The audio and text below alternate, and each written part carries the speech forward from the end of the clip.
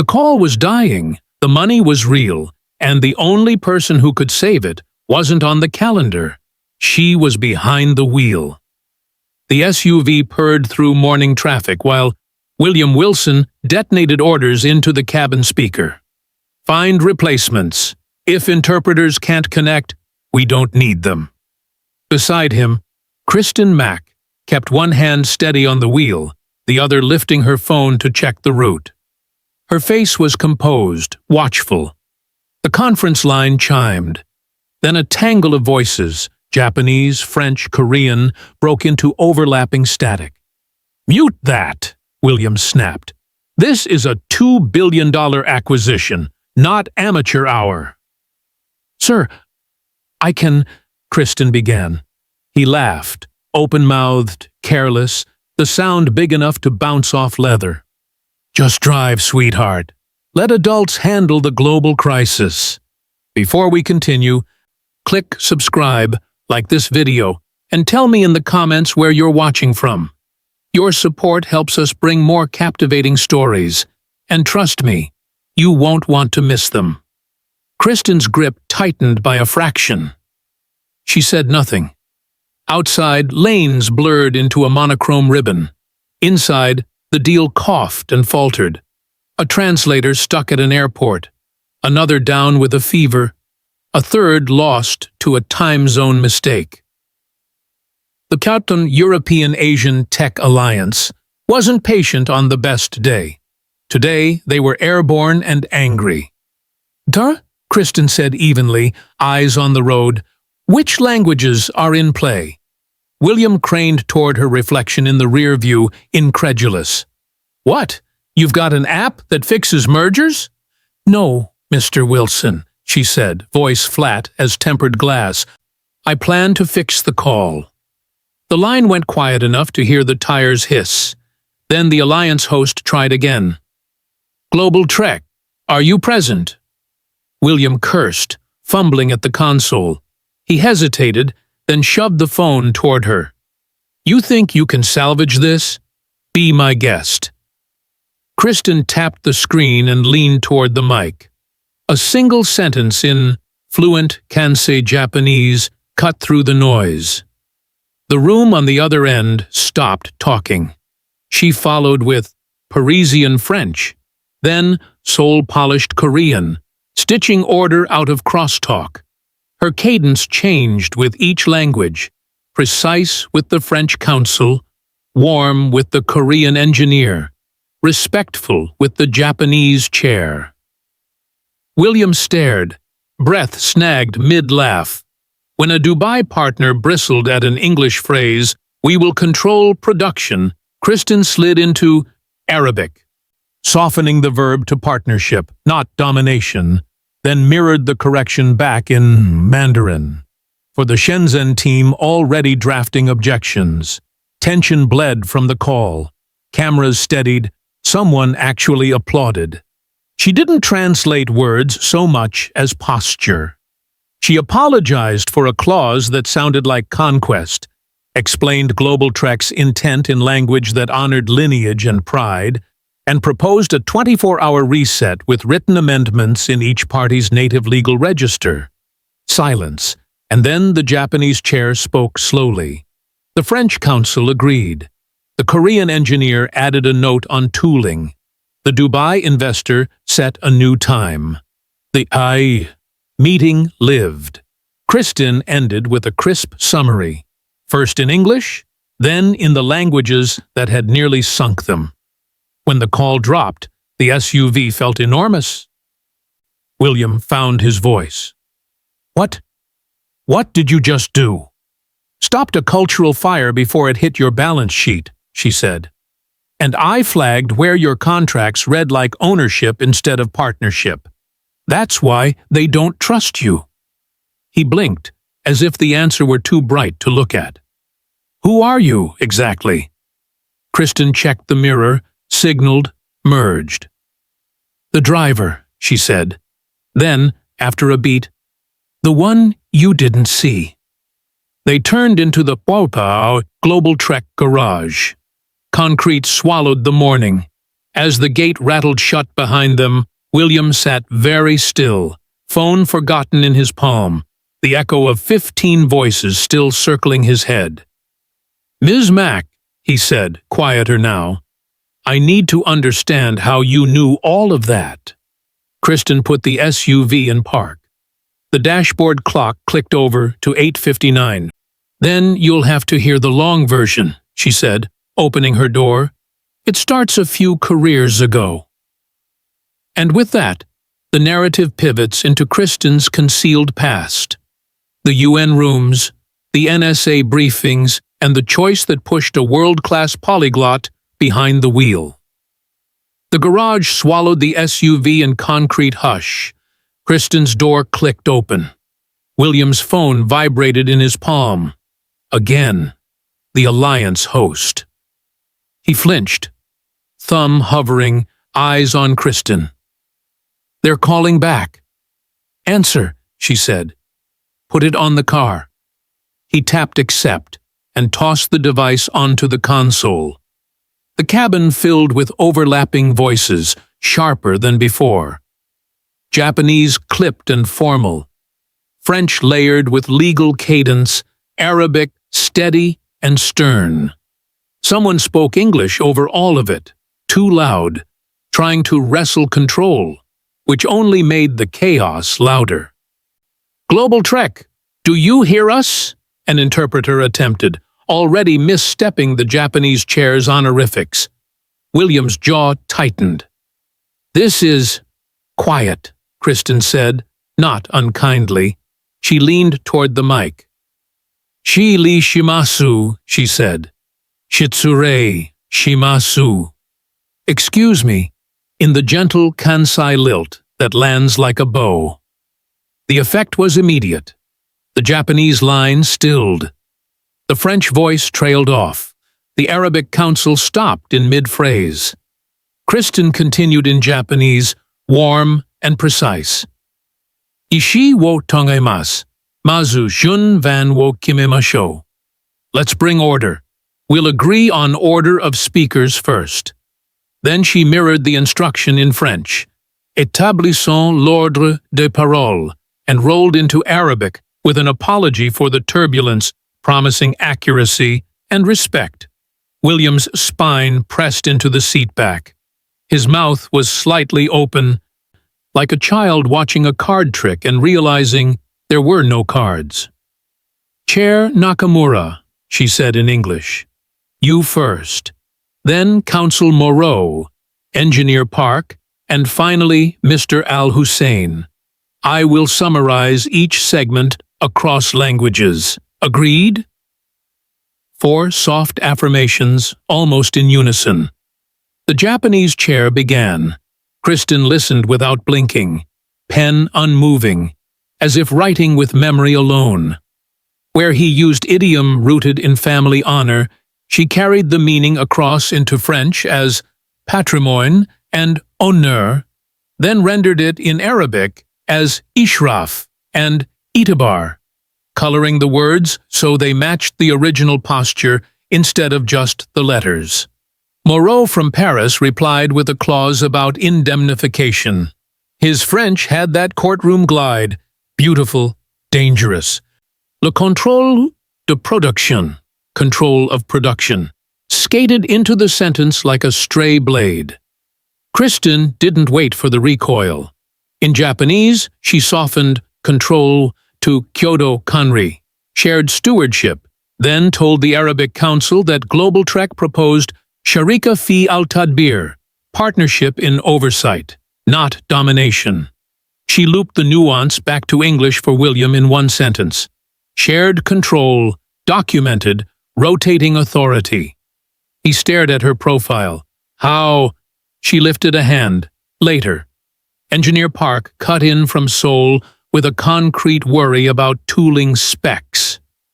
Kristen matched his pace in Korean, friendly formal, then rendered his numbers in French without losing any decimal integrity, a tiny thing that mattered more than anyone in marketing would ever know.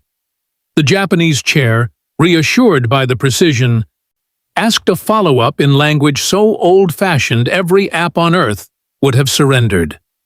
Kristen met him there, bowing in syllables, then surfaced into Arabic to note that the Emirati investors sought guarantees against delay. She offered a compromise, a parallel test cell funded jointly, with bilingual documentation, sign-offs in native legal registers, and a calendar marked in both Gregorian and Hijri dates to prevent scheduling friction. It took them 4 minutes to get from accident to architecture.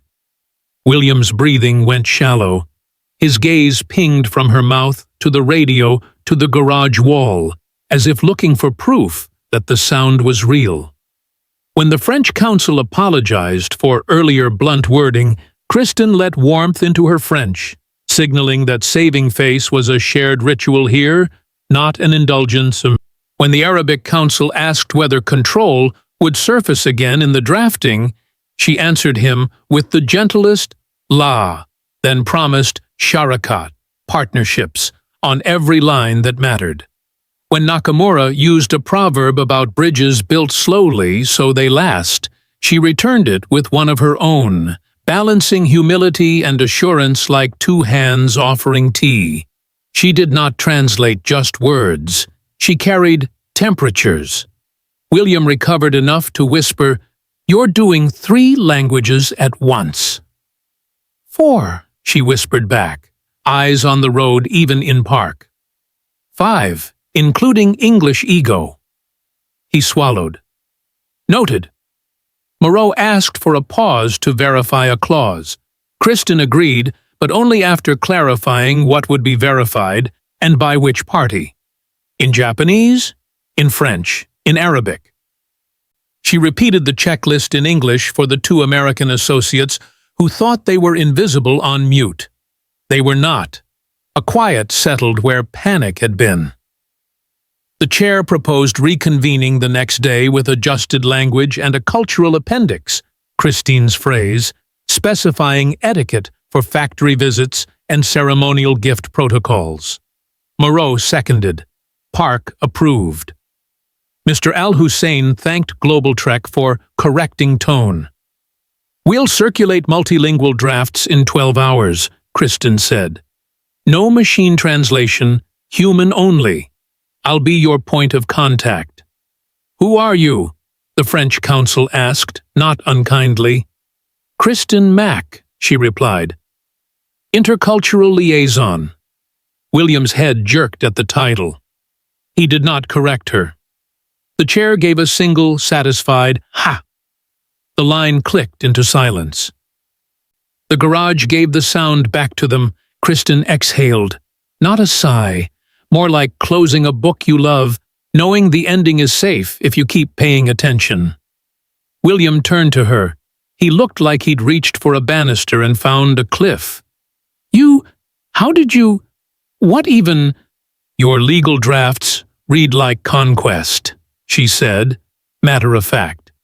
"You can't ask partners to honor their ancestors and then demand unilateral control 3 paragraphs later." "We didn't. You did," she said, gentler. "Not on purpose, but the words are wrong. The posture is wrong. They hear what you don't know you're saying." He stared at his hands. They were steady now. "And you knew the exact phrases." "I know their rooms," she said. "I've been in them."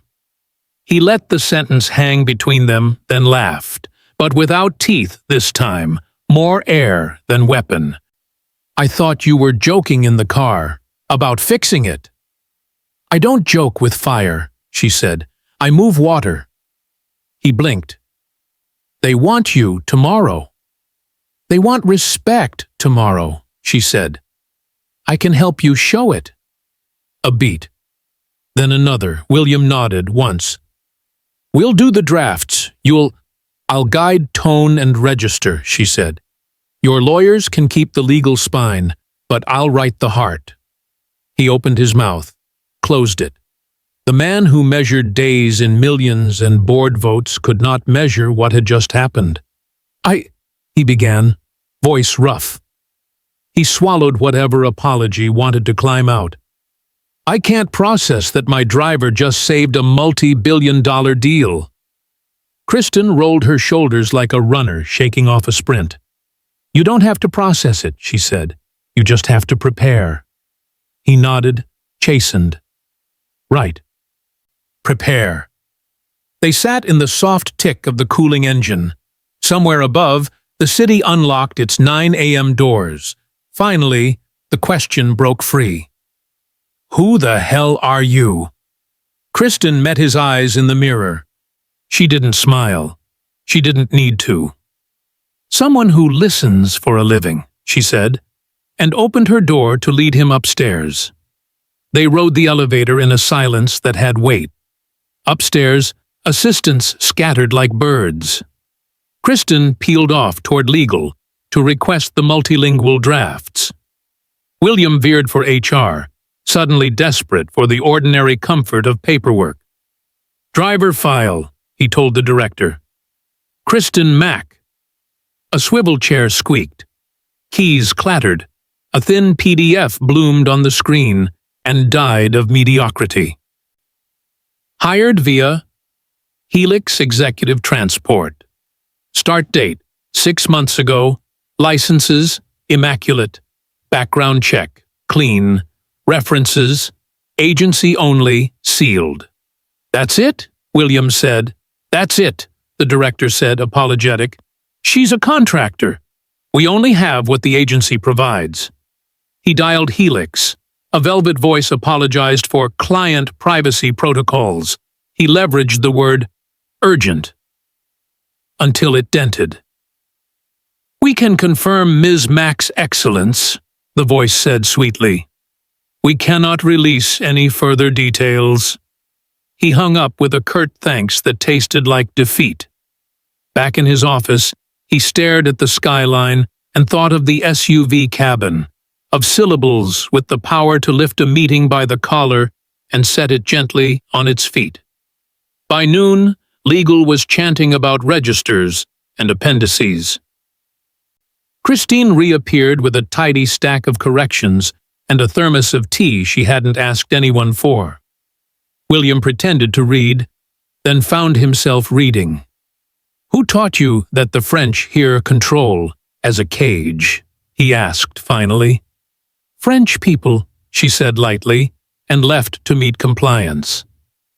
They were on the road again by late afternoon, headed to an off-site with 2 investors who wanted reassurance and drama in equal measure.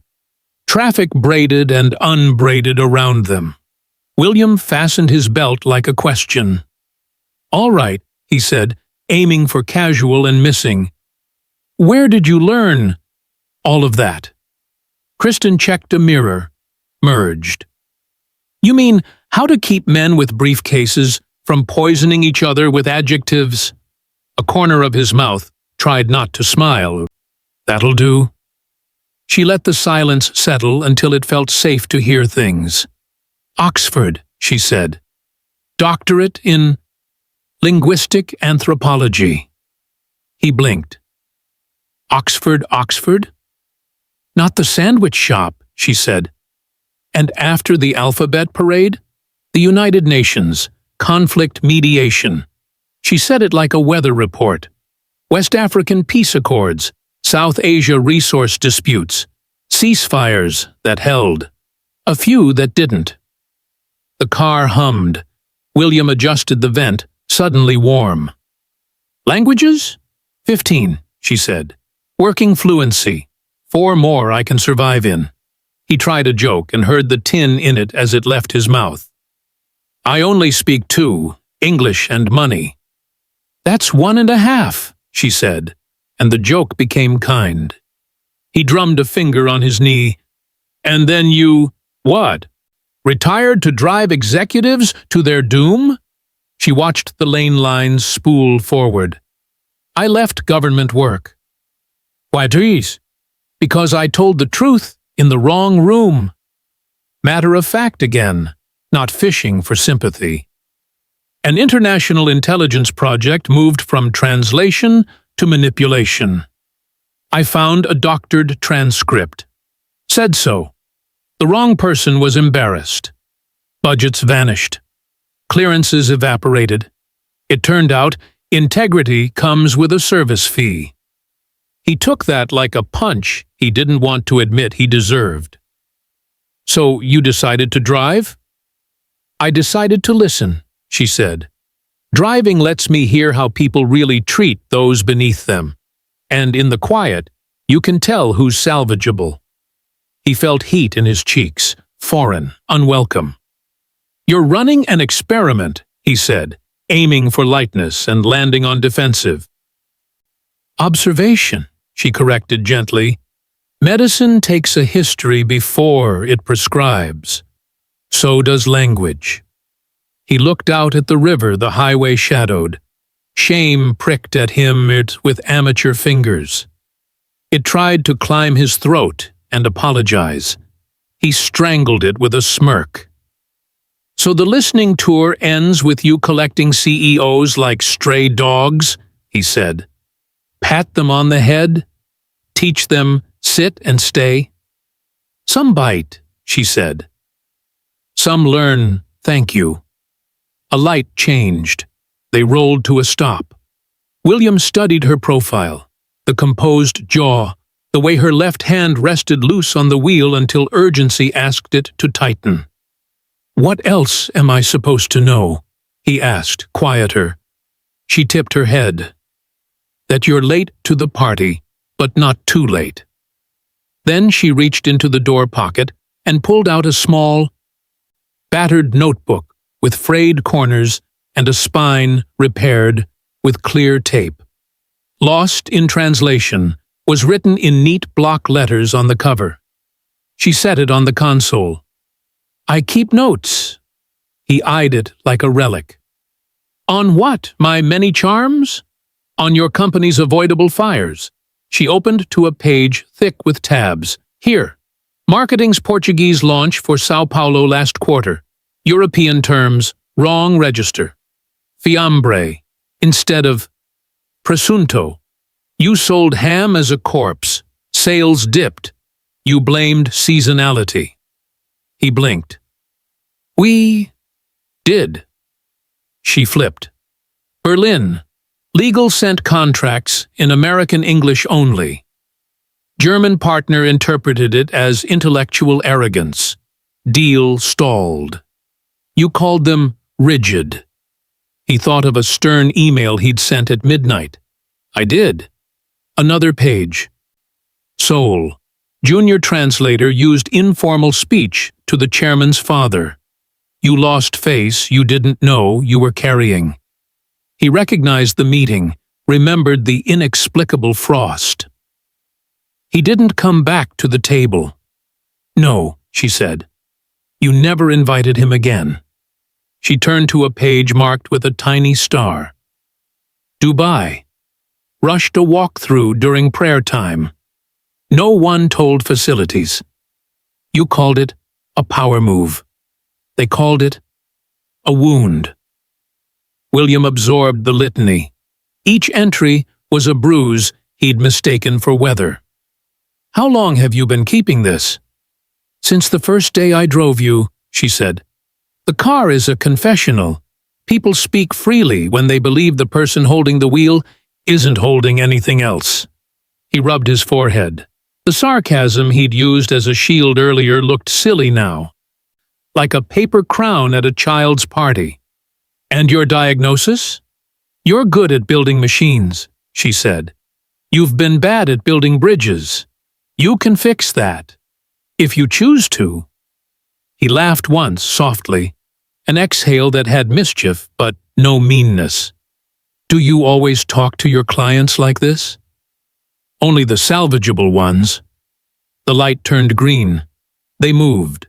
William watched the notebook. Let me see the rest. She closed it gently with 2 fingers. After we agree on rules. What rules? You listen more than you defend. You stop outsourcing respect to your calendar. And you stop laughing at people when they're offering to help. He took the rebuke like medicine, bitter, useful, I didn't laugh at—" He stopped. He had. Traffic opened as the river widened. He tried again. All right, as in yes. Or all right, as in please stop talking, she asked. Yes, he said, and meant it. She slid the notebook a fraction closer. He read another page upside down. A note about color symbolism in gifts. A warning about the word control repeated 3 times with arrows. A scribble. Tone is policy. Policy is tone. He swallowed. You'll come tomorrow? He asked. To the meeting. Not as a driver. As what? She said. He thought of the call, of the way her voice had been a bridge and a mirror and a map. Intercultural lead. Title later, she said. Work first. They pulled into the investors' building. Glass sheathed the sky in expensive quiet. William unbuckled, then paused. Kristen, he said, trying her name the way you try a new language and hope you haven't mispronounced the respect. Thank you. She nodded once. We're not done. No, he said. We're not.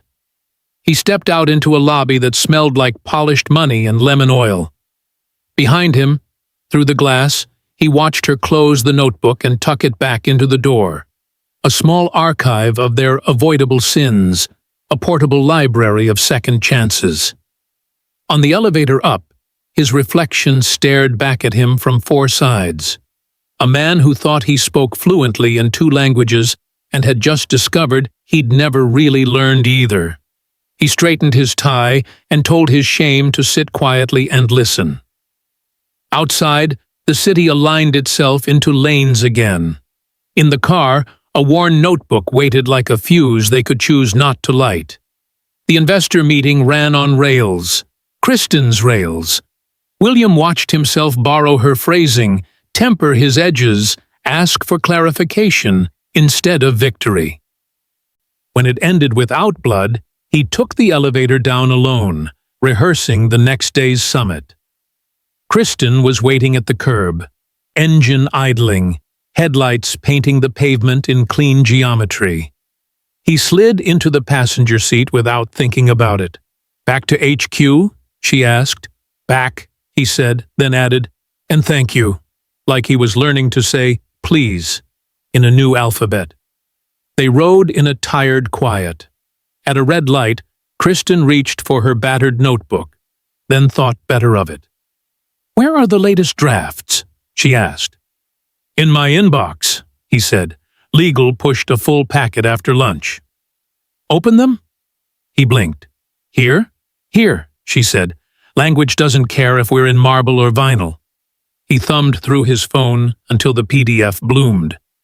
The dashboard cast pale light across his hands. Kristen adjusted the mirror, watching traffic and the document at once. Page 7, she said. The French. Read the indemnification paragraph. He did. In case of delay, Global Trek retains control total over production schedules. Stop. She reached over, tapped the phrase. There. Control total. You meant oversight. You wrote ownership. In France, control is already stronger than you think. Add total, and you sound like a warden. He felt his shoulders rise. Our counsel said, Your counsel doesn't sell to people who still remember being occupied, she said, then softened it with a glance. Next, Japanese. He scrolled. The characters looked like art to him, which was part of the problem. Second paragraph, she said. You wrote seigyo for control. Use kanri, management, stewardship. Seigyo is what you do to machines. Kanri is what you do with partners. He made a small defensive noise. These are nuances. She gave a small, rueful smile. Nuance built every war you ever studied in school. He scrolled to Arabic. We kept this one simple, he said, trying for safe ground. You kept it blunt, she corrected. As cetera, domination, appears 3 times. Your drafter probably wanted a match for control. Use tashgil for operations management, idara for administration. If you insist on Tara, you'd better bring armies. His mouth tightened. Kristen, I didn't ask for your opinion, she finished, quiet as a gavel. I know. He stared out at the river as the bridge slid past, a necklace of headlamps draped over water. Pride rose like a reflex. He swallowed it wrong, coughed, tried again. She kept going, gentle and relentless. Korean, you used a verb form that reads like you're scolding a junior. Emirati Arabic. You scheduled the signing at Friday noon. Did no one look at a prayer calendar? Mandarin. You used kongji, control, in a sentence that needed hezuo, cooperation.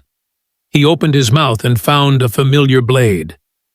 We're not colonizers, Kristen. They think you're trying to colonize their innovation, she said, the word landing with a dull thud between them.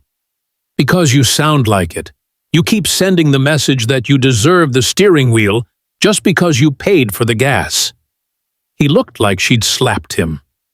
That's not our intent. Intent doesn't cash checks, she said, not unkindly.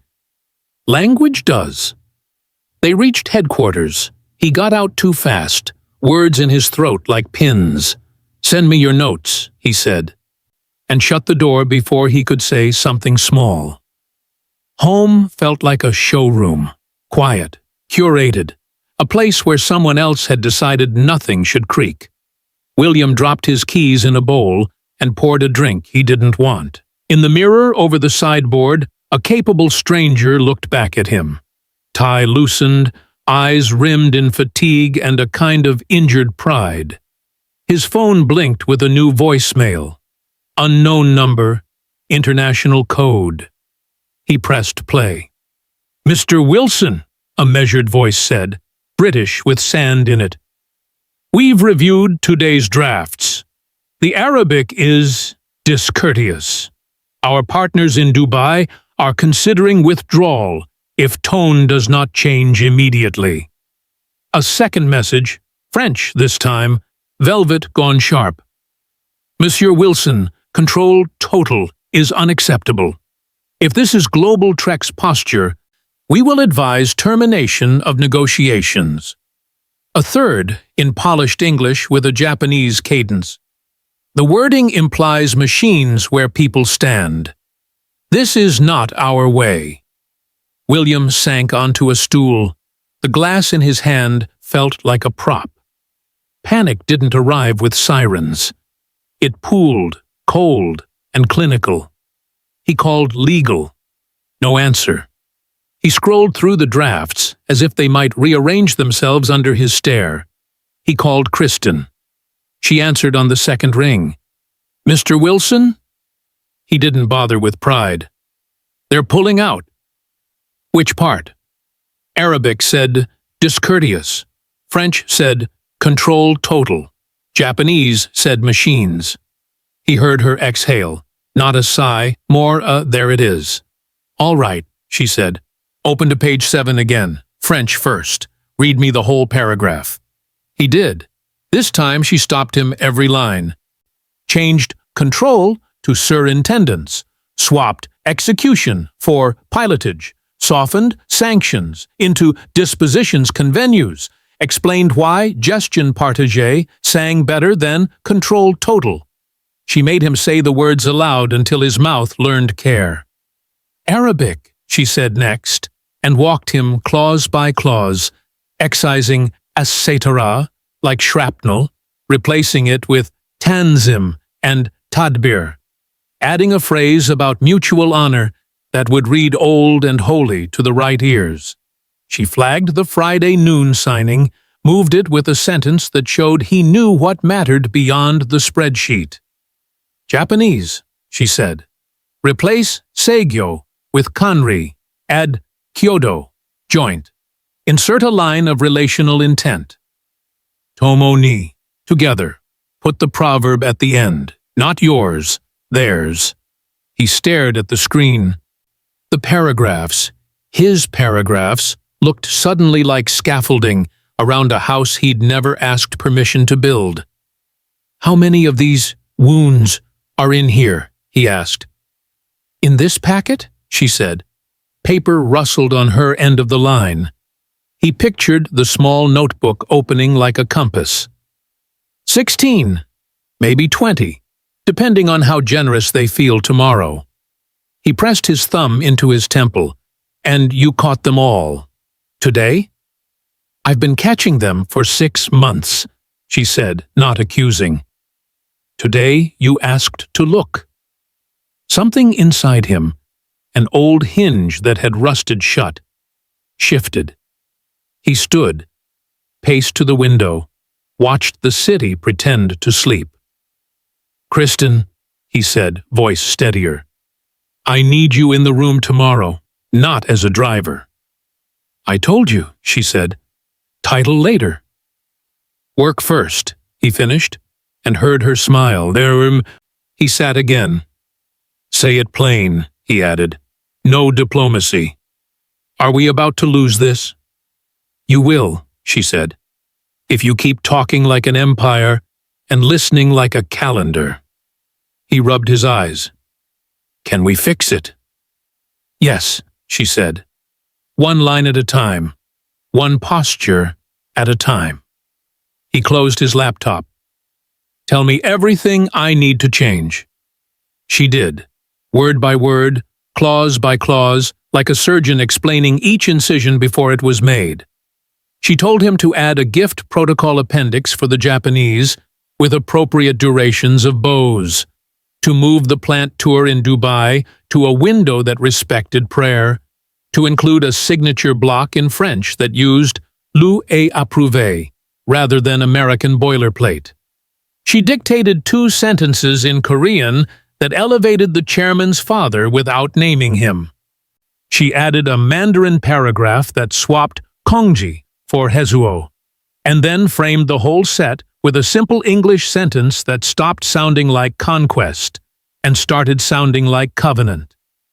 When she finished, the silence felt full, not empty.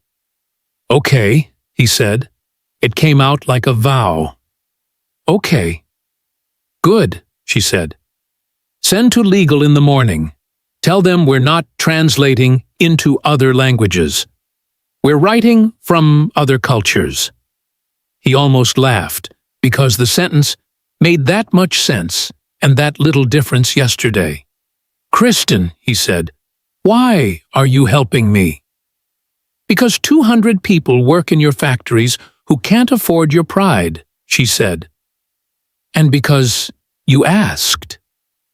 He nodded into the dark, then realized she couldn't see him. Thank you. You're welcome. He hesitated. Will you keep doing this? On one condition, she said. Name it. You listen. He closed his eyes. I'm listening. Night thinned into morning while they worked. 2 voices, 1 screen, a city outside, forgetting to sleep. When William finally ended the call, his apartment felt too polished for what had just shifted inside him. He texted a single line. Car at 6. Drafts on the drive. Kristen's reply arrived at once. Bring coffee. Black. Bring humility, too. They made the SUV a war room.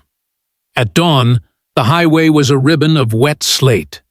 William read aloud from transcripts, stumbling over legal French until Kristen adjusted his mouth with a single cue. Round your R's, breathe between clauses. He watched her build bridges in ink, replacing control with stewardship, inserting small phrases that sounded like courtesy and behaved like law. Pages multiplied, then clarified. The heater hummed. Traffic thickened. They didn't notice. Japanese first, she said, pointing at a bracketed line. You keep writing outcomes. They want to hear process. Meaning? Say, we will honor the sequence before you say, we will meet the deadline, she said. There's a humility code, Enrio, that notices whether you bow to order before you count the money. He wrote it. It felt like bowing even to type it. She moved to a list of gifts for the Tokyo visit. No clocks, she said. No sets of 4. No chrysanthemums. A book on your company's origins with a handwritten note would land well. Include a page about who you learned from. Talk about your father even if the story is short. William stared at the bullet and felt a small, private wince. Not much to say there. Find something, she said, gentle. Humility isn't a speech. It's an introduction. He nodded, underlining introduction, as if the ink might teach him. They shifted to French. She read a clause that, in English, sounded like a handshake, and in French, like a subpoena. They will admire your precision, she said. If you place it in the right register, avoid control. Use surintendence or supervision, and vary your rhythms. French ears hear elegance, where Americans hear delay. Show me elegant, he said. She dictated a sentence that curled like smoke and landed like a seal. He copied it twice, then a third time, to see if his hands could learn cadence. On the causeway to the airport, she opened the file for Dubai. Honor culture means you make room, she said. In the calendar. In the room. In your posture. Stand to greet elders even if they insist you sit. Accept hospitality even if you're full. If a discussion stalls, ask about someone's grandfather before you ask about their revenue model. And never schedule a site tour during prayer. I moved it, he said. Like you said. She tilted her head. You did? They hit red brake lights like a wall. William tapped them into a side street. The car idled. The world hurried. Inside the cabin, time narrowed to what she was explaining and what he could stand to unlearn. He tested the new muscle of questions. When the Korean chairman's father arrives, how do I address him without embarrassing anyone? In Korean, she said. Or not at all. Her smile reached her eyes. Let the chairman introduce him with the right honorific. When you greet, bow first, then offer a two-handed handshake. Fewer words. More gravity. And in Mandarin, when they want a direct answer, and we need to soften it? Give them the map before the destination, she said. We can achieve this in 2 stages, then stage 1. When you say no, give them a yes to keep. Yes to this timeline if we adjust that scope. He wrote as fast as she spoke. Command had been his native tongue. Questions felt like learning to breathe in thinner air, uncomfortable, then necessary. He watched her handle disagreement the way a violinist tunes, not loud, not weak, precise. When he argued to keep a sharp English clause for fear of losing leverage, she answered with a parable about bridges and boats. If the bridge is narrow, boats crash, she said. Widen the language, more cargo crosses. He laughed once, no edge in it. You have a proverb for everything. I have rooms in my head, she said. Proverbs are the windows. By noon, the SUV smelled like coffee and past mistakes. The seat warmers did their quiet good work. They suspended the car outside Global Track and used it like a study. Assistants walked by and didn't knock. A guard tapped, then retreated at a look from William he didn't know he knew how to give. Tone, she said, tapping the wheel lightly with a fingernail. Tone is policy. Policy is tone. Your emails sound like commands. Write them like invitations with guardrails. He grimaced. You've seen my emails." She angled her head toward the ceiling speaker, where a faint echo of his voice had lived for 6 months. "I've heard the drafts." The afternoon shifted into transcript triage. Kristen guided him through legal Mandarin that wanted to run headlong into a wall and French that wanted to dance around commitment. He watched how she never raised her voice, how she paused the exact heartbeat necessary to let someone else save face, how she could rebuke without bruise. When R&D pinged with a concern about IP language, William started to bark an answer, then caught himself and looked at her. "What's the right move?" She nodded at the phone. "Ask what they're afraid of. Translate fear to terms, terms to clauses, clauses to timeline." He did. On speaker, the head of R&D sounded surprised, then relieved, then collaborative. William made a note to apologize later for the months he'd called the man our poet. They ate in the car, salads half-finished, tea gone cold. The sun tilted. The airport glittered with departures they weren't taking.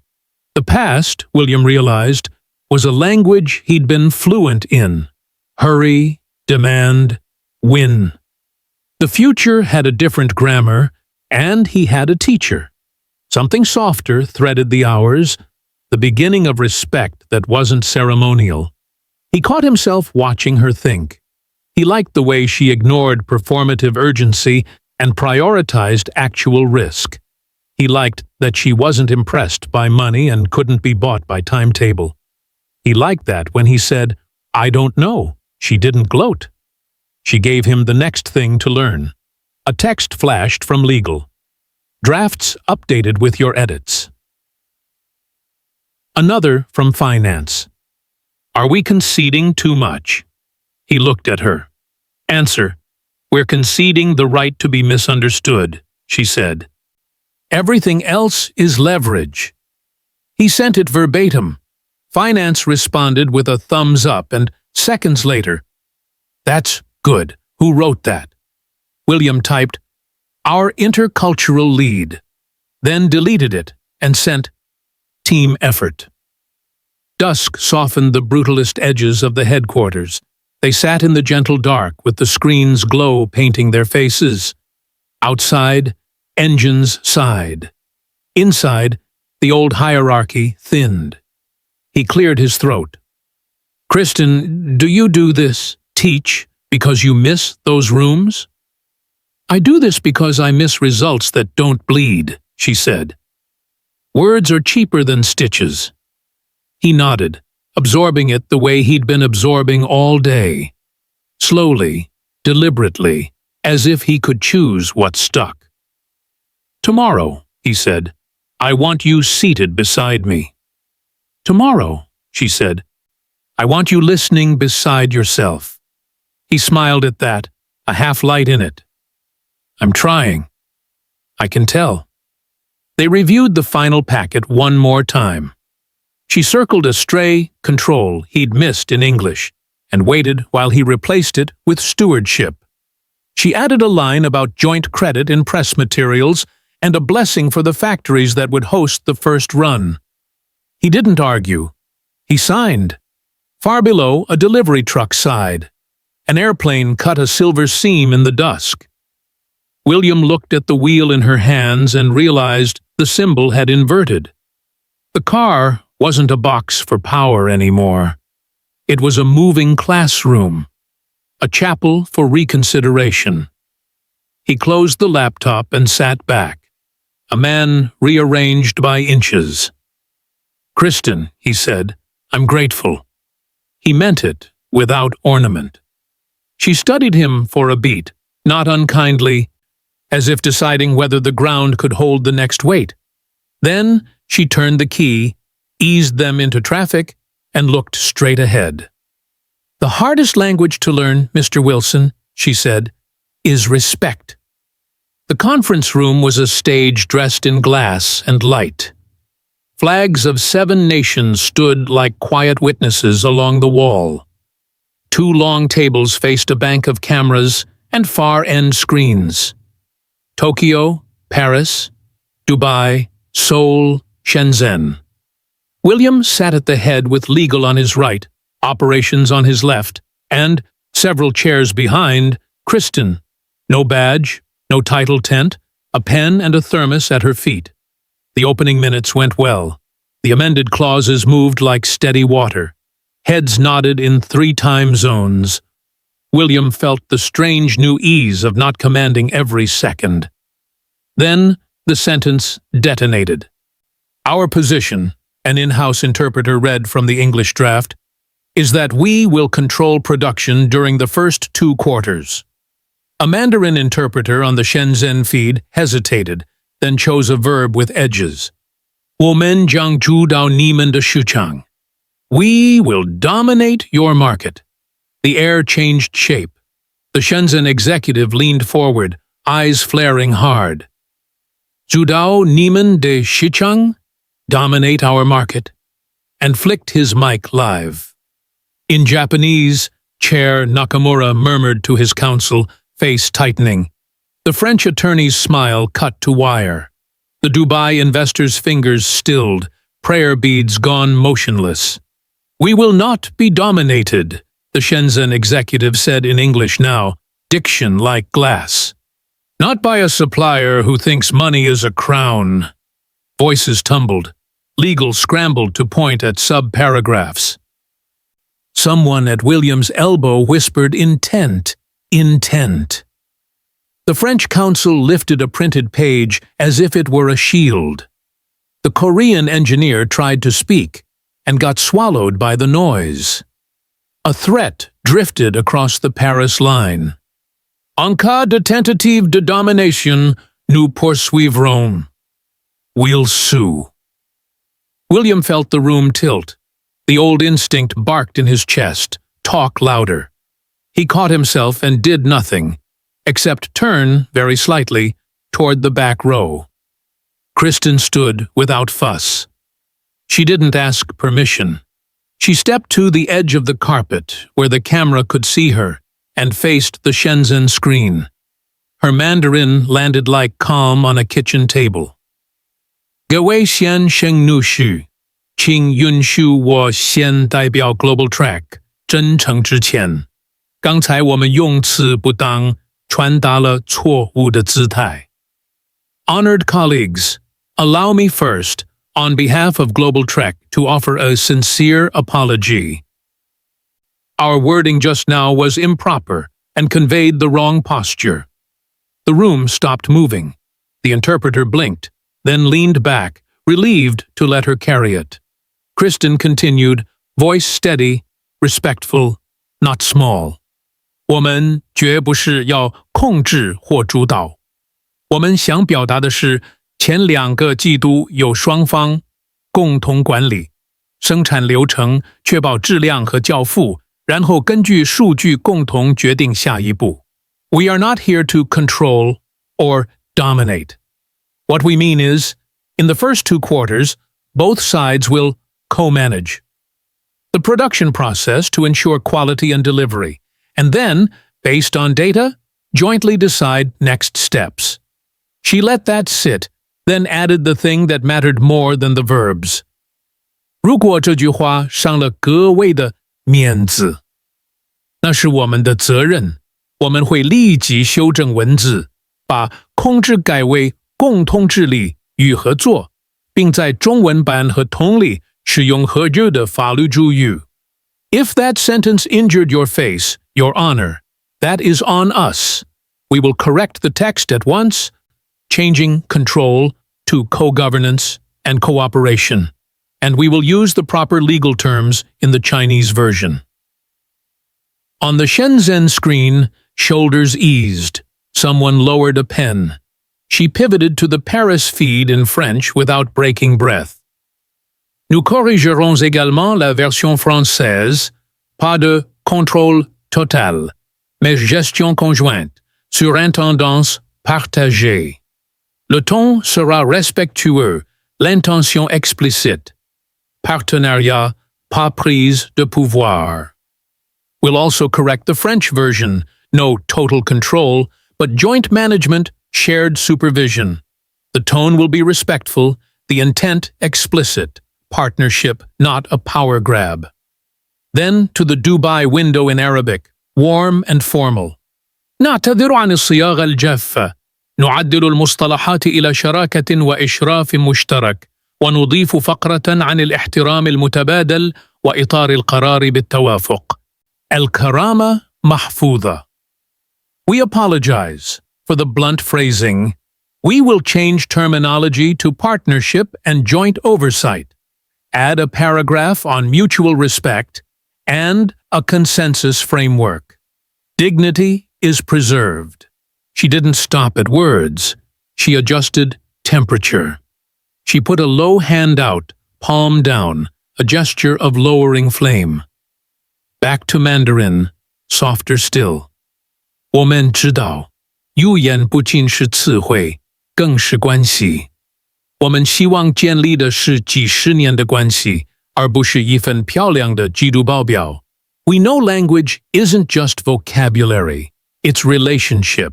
We want to build a relationship of decades, not merely a pretty quarterly report. Silence gathered with a different weight. The Shenzhen executive leaned toward his mic.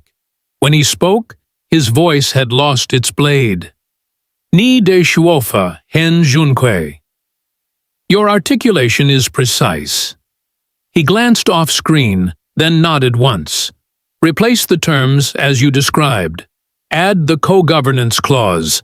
We proceed. Paris lowered their paper shield. Avec ces ajustements, nous continuons, Moreau said, almost smiling. With those adjustments, we continue. From Dubai, a soft click and the return of the prayer beads. We appreciate the apology and the care for honor, said Al-Hussein. We proceed. A long exhale left the room, one of those breaths you don't know you've been holding until your ribs ache. William realized his hands had been fisted on the table. He released them, palm by palm. Kristen didn't grandstand. She didn't even sit yet.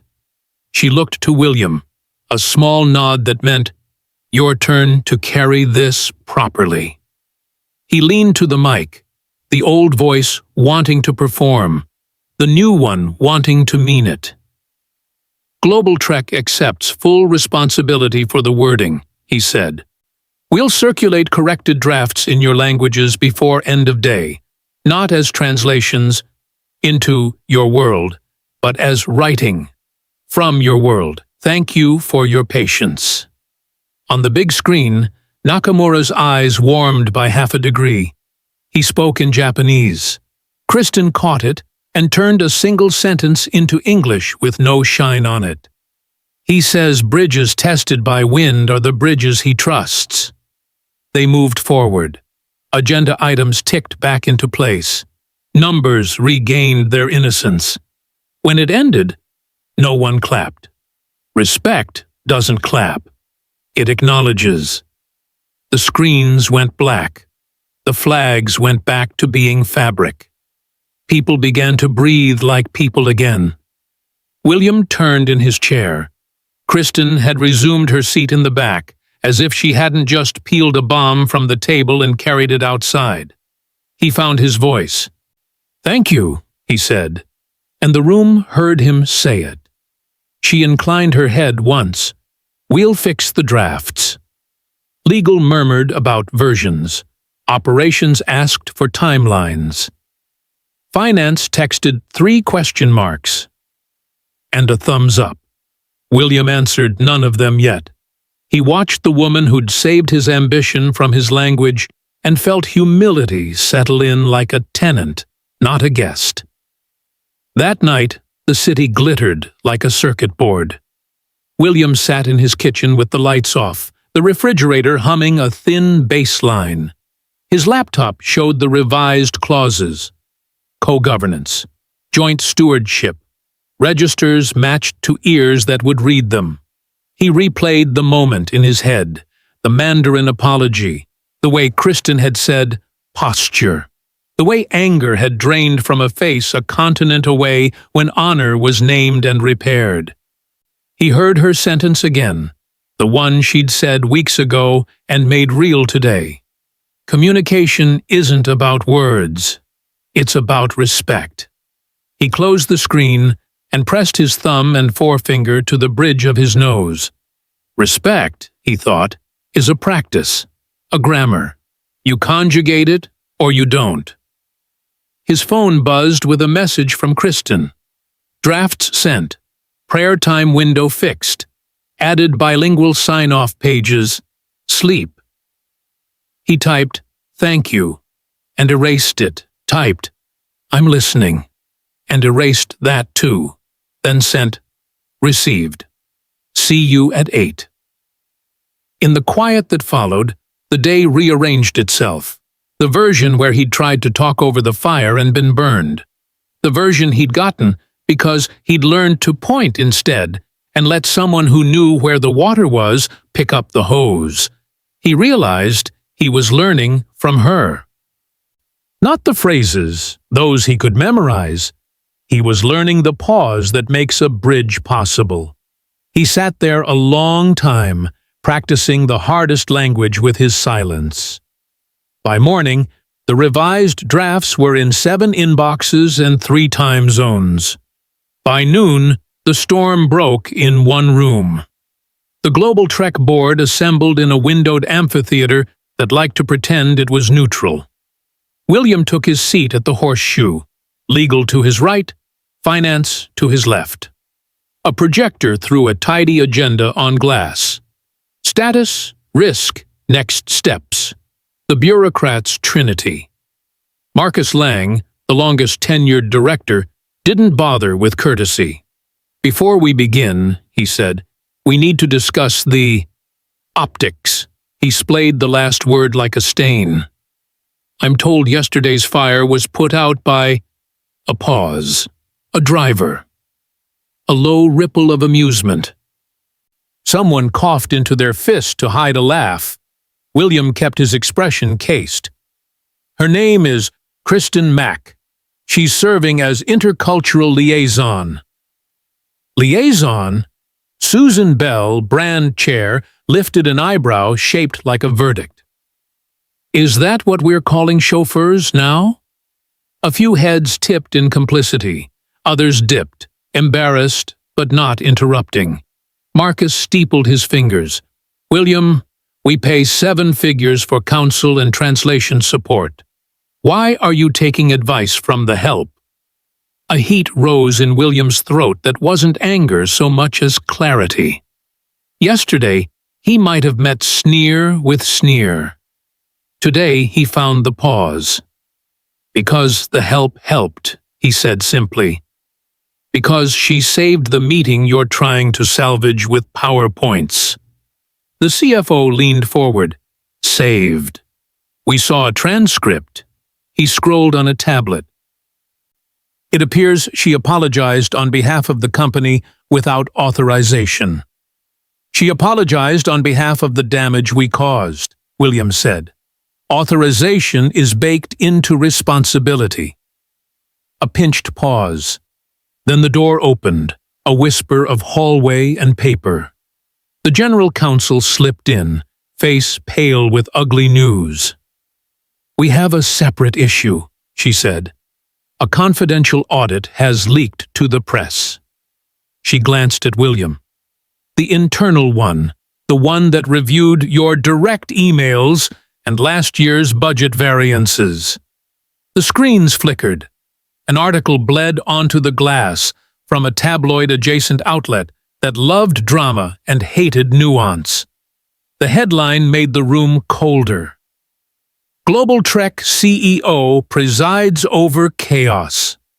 Secret emails reveal control at all costs." Excerpts scrolled. Lines ripped from midnight frustrations, framed like policy, devoid of context. One sentence pulsed in bold. "We will control production." His older wording now disowned by every draft on his laptop. "Crisis communications? Marcus asked tightly. Drafting, PR said, already sweating. But the timing is catastrophic. The Alliance will see this. William rubbed a knuckle along his jaw, not to think so much as to keep from speaking with teeth. He knew what this looked like. Power doubled down by proof. He also knew the versions of himself those emails preserved.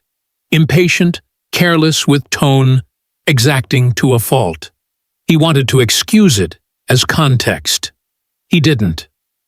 The chair turned to him. Explain, she said. He opened his mouth and closed it when the door opened again. Kristen stepped inside, not summoned, not timid. She wore a simple black jacket, no lanyard, no folder. She inclined her head to the chair, to the room, then to William. Ms. Mack, Marcus said, voice syruped with condescension, we were just discussing your contributions.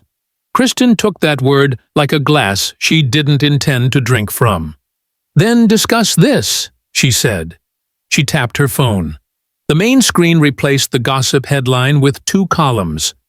Internal emails, then, versus corrected drafts, now. Each old sentence had a present antidote. Your leak is yesterday, she said calmly. Your corrections are today. Pretend you're investors. Which column matters? The one that confesses the error or the one that prevents it? Susan folded her arms. And you are? The reason the right column exists, said William quietly. A chorus of scoffs. The chair raised a hand. The noise decelerated. Kristen kept her voice precise and cool. He's arrogant, she said, surprising the room by pointing at William in the third person. But he's not corrupt. Silence arrived like a verdict no one expected. He pushed tone like a weapon, she continued, no music in it, just fact. And he's stopping. That's the difference a board should look for. Not perfection, but course correction. If you're hunting for a head to mount, you'll find quotes. If you're shepherding the company you claim to steward, you'll follow the work. Marcus's smile thinned. Chastising a board is brave, misguided, but brave. I'm not chastising, Kristen said. I'm proposing. She set her phone on the table, screen facing the room. A single-slide agenda titled Last Chance Summit. We convene all Alliance principals for a 2-hour, single-topic session, she said.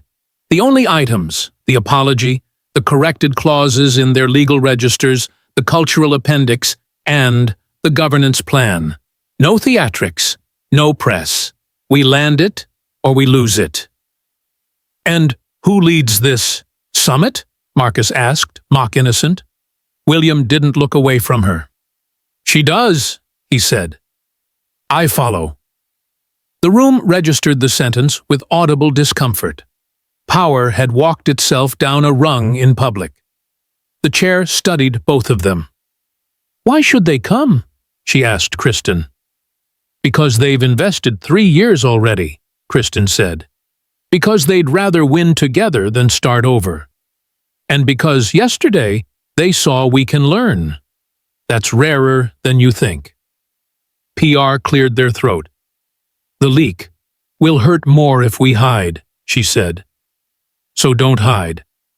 Send a letter signed by the board acknowledging tone errors and affirming the corrected path. No adjectives, just verbs. Legal frowned. Exposure is the point, Kristen said. We've been exposed already.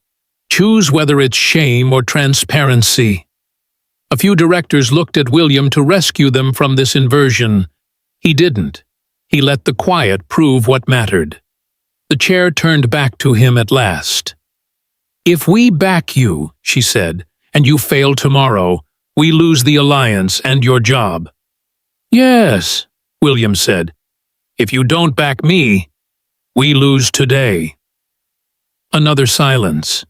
It didn't feel like stalemate.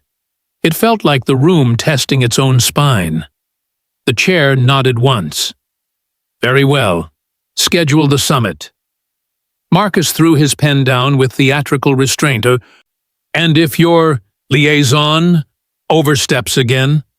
Then she oversteps into survival, William said. I recommend we follow. The board dribbled into smaller conversations. Articles kept blooming in smaller windows. PR drafted a statement under Christine's eye. 3 sentences, 0 excuses. Legal called counterparts overseas. Operations ordered the room where tomorrow would happen. William and Kristen left together, the corridor humming with the sound of a company holding its breath. In the elevator, Steele reflected them as strangers, then not. He spoke first. You didn't have to defend me. I didn't, she said. I defended the work, and the 200 people you said you'd consider when you were tired. He nodded, grateful in a way that felt new because it came with no purchase order attached. They'll come tomorrow? They will, she said. They want to believe the bridge isn't a trick. They reached the lobby, crossed a seam of marble, and stepped into night. The SUV waited at the curb, chapel, classroom, moving treaty table. They climbed in. The car folded around them with its familiar hush. He exhaled. Tell me how we prepare. She opened the glove box and pulled out the notebook. Lost in translation. Dog-eared and resolute. Tabs like flags. She laid it between them and began. First, scripts, she said.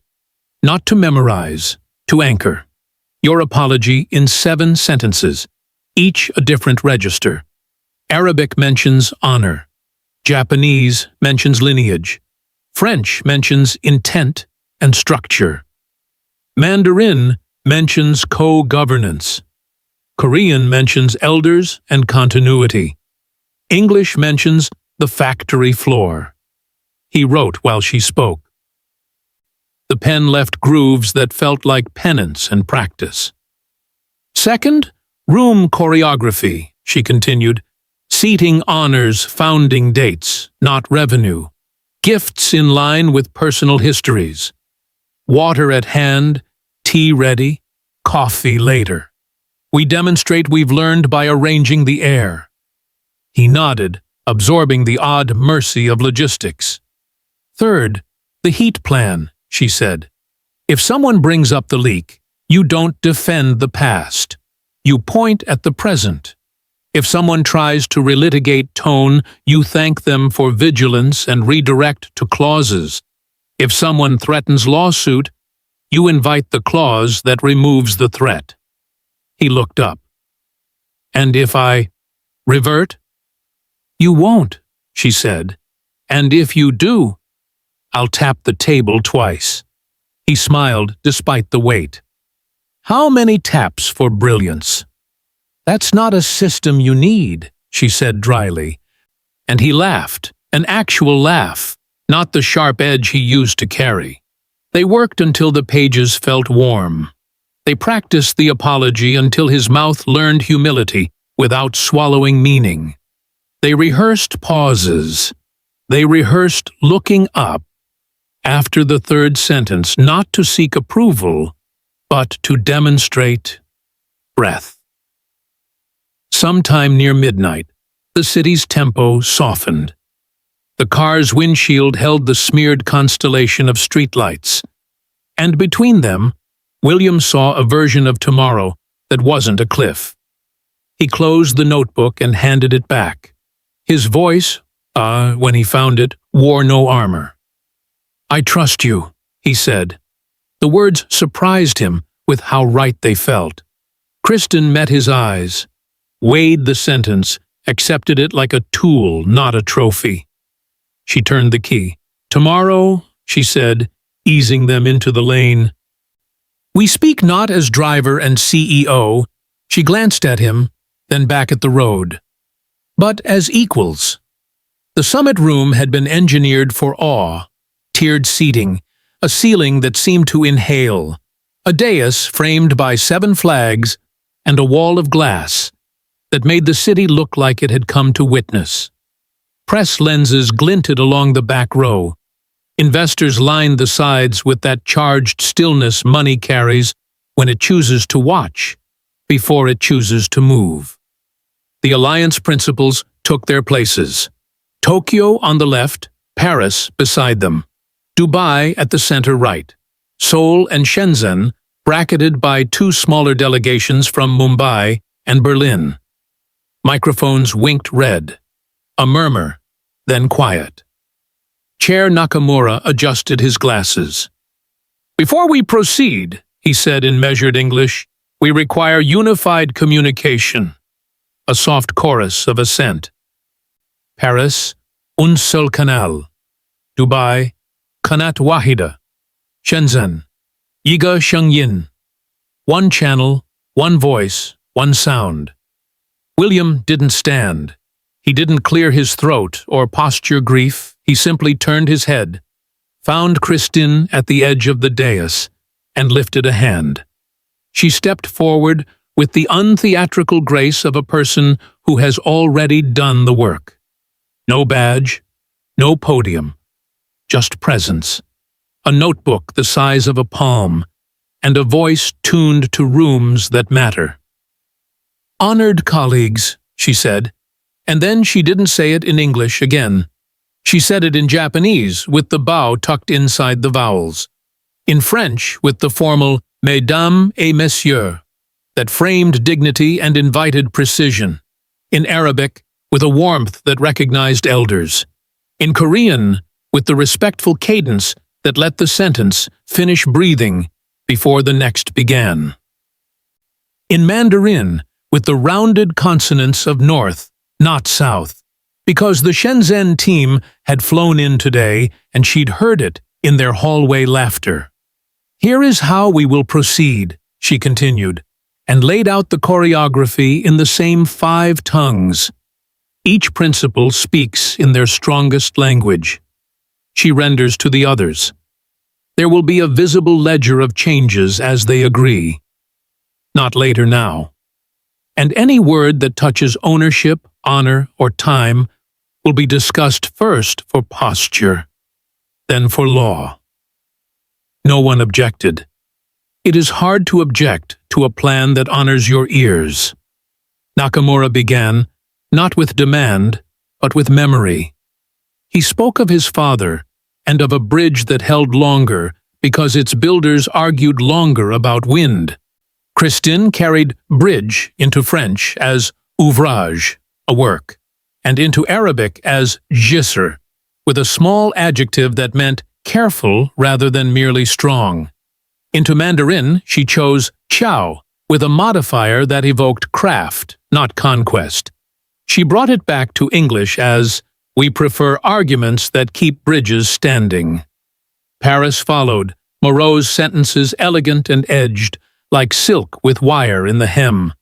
Christine trimmed the wire without losing the shape. "Surintendance partage," she reminded the room, shared supervision, and gestion conjointe, joint management. The French nodded because they could hear themselves in what she was saying. Everyone else nodded because their own words had received the same care. Dubai asked the question that could have burned them all. How do we guarantee dignity when deadlines narrow? Kristen answered not with a clause, but with a choreography. A consent calendar that respected prayer windows without breaking supply chains. An elders' council with ceremonial and practical roles. A 2-signature release for any rush that touched a holy time. She rendered this in Arabic with a phrase that tasted old and honored, then translated it to the others as policy with a spine. Shenzhen raised the specter of IP theft. Christine did not promise what could not be promised.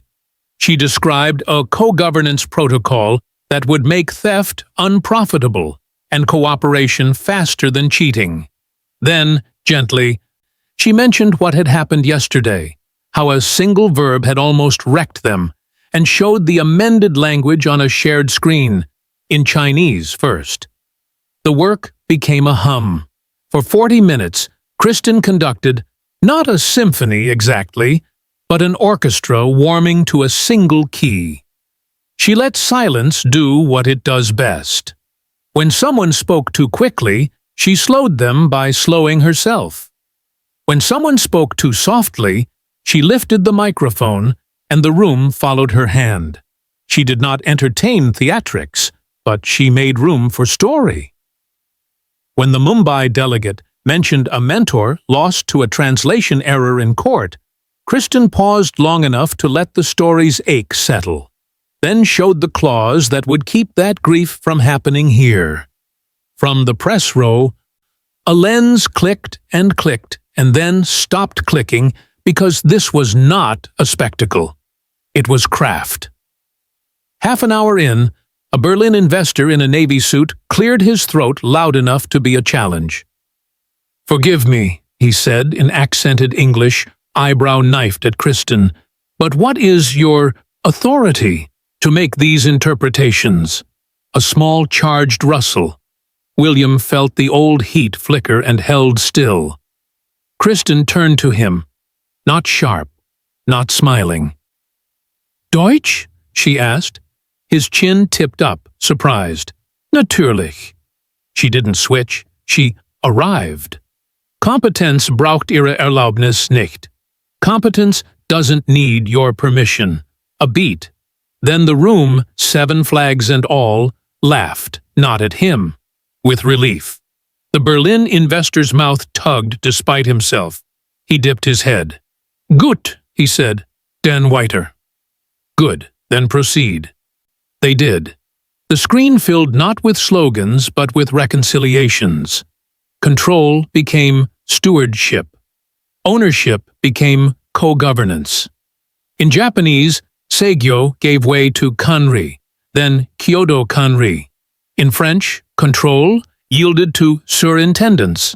In Arabic, as-setara softened to tadbir and tanzim. In Mandarin, kongji yielded to hezuo.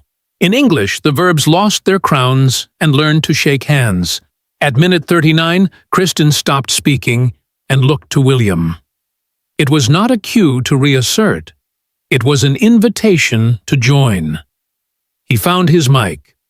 "Global Trek commits," he said, and paused. "To the words you hear in your own voice." He let the sentence sit, then added, "and to the work those words require."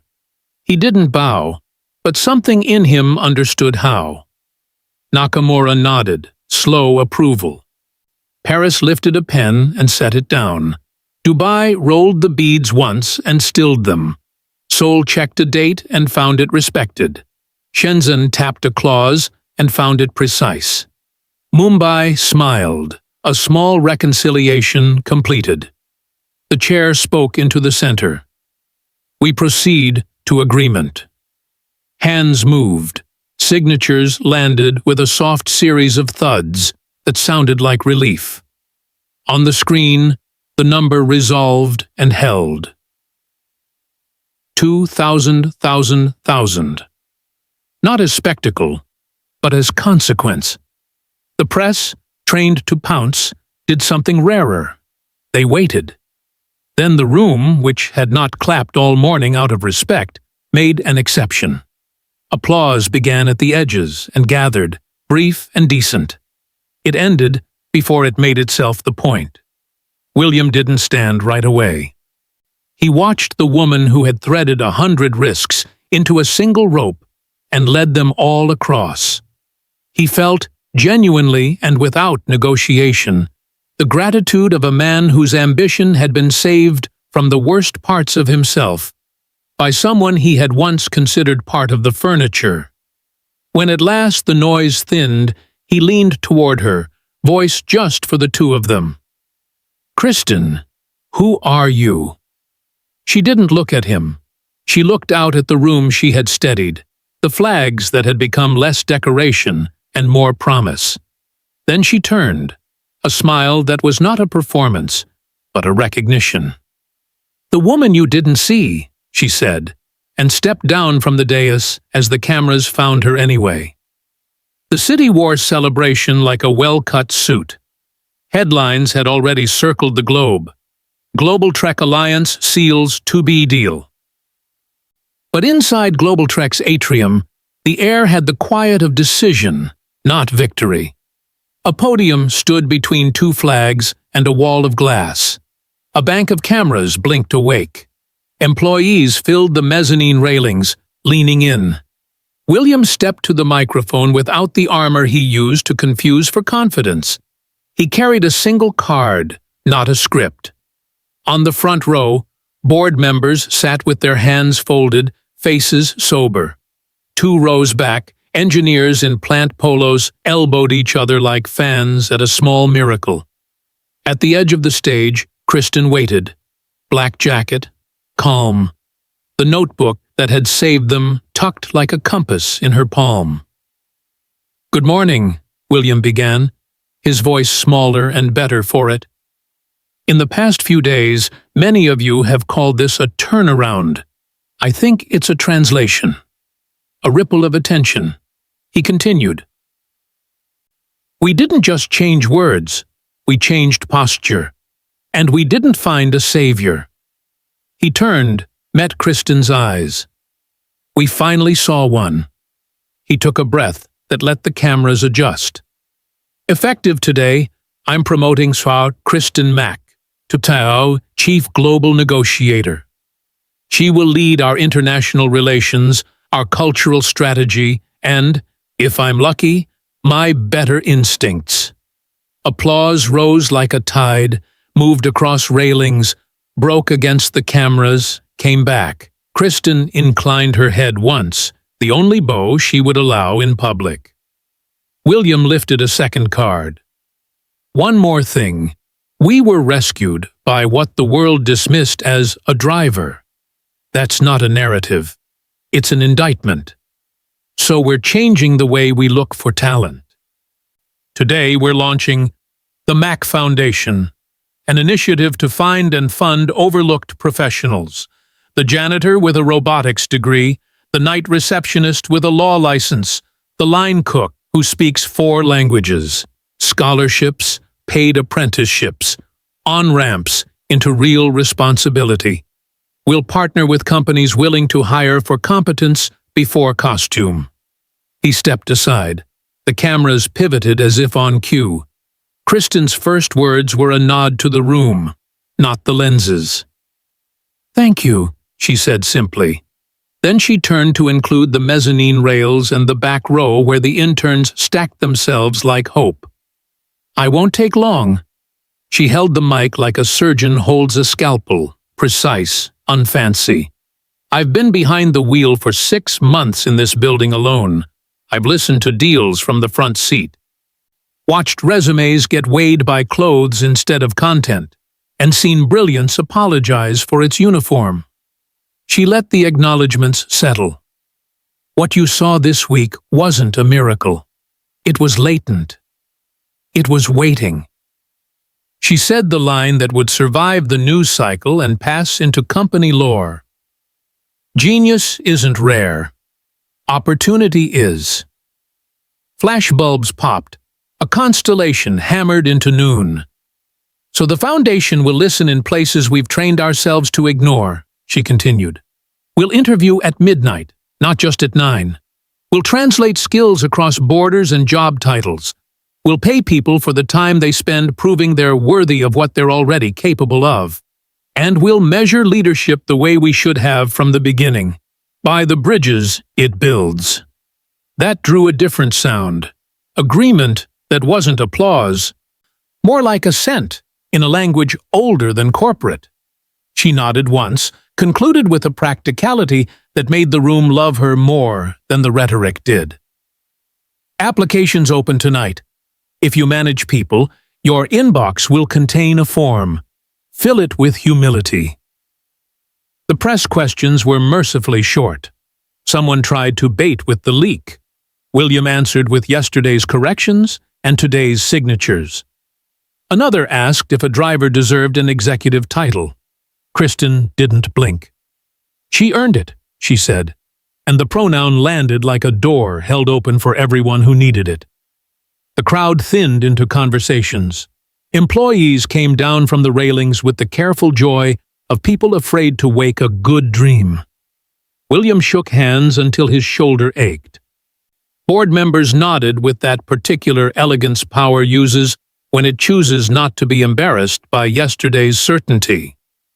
When it was over, the atrium emptied back into a workday, as it should. Kristen slipped around the side corridor, the way she always had.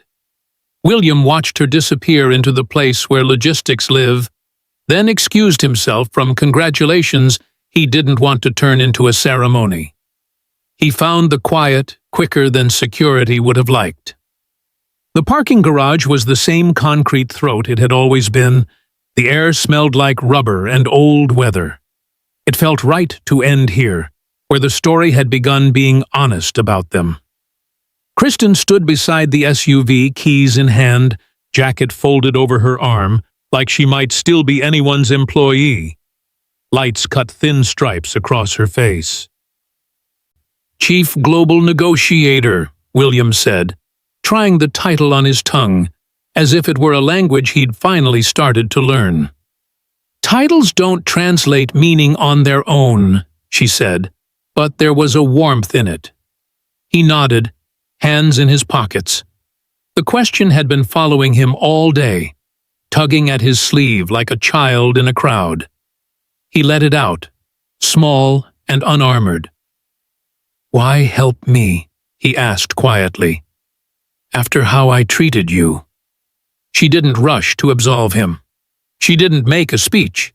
She looked at the floor paint scuffed into small suns, then up at him, and said what he already knew mattered more than forgiveness. "Because I fix communication," she said. "And maybe today, I fixed both of us." He felt the sentence settle somewhere money doesn't reach. "You did," he said. They stood in the quiet a beat more, listening to the garage breathe. Then Kristen clicked the fob and the SUV answered with a softened chirp. She opened the passenger door, then stopped and looked at him as if reconsidering a grammar lesson. "Switch," she said. "Switch? You drive." He hesitated, then he rounded the hood and slid behind the wheel. The seat he used to own, the role he hadn't earned. Kristen took the passenger seat like a partner, not an accessory. She set a folder on her lap, opened it to a section labeled with neat block letters. Post-Signature Culture Plan. It had tabs, gift protocols, plant blessings, local holidays, elders' council, press in native registers. "Read," she said, and it didn't sound like an order. It sounded like a trust. He turned the key.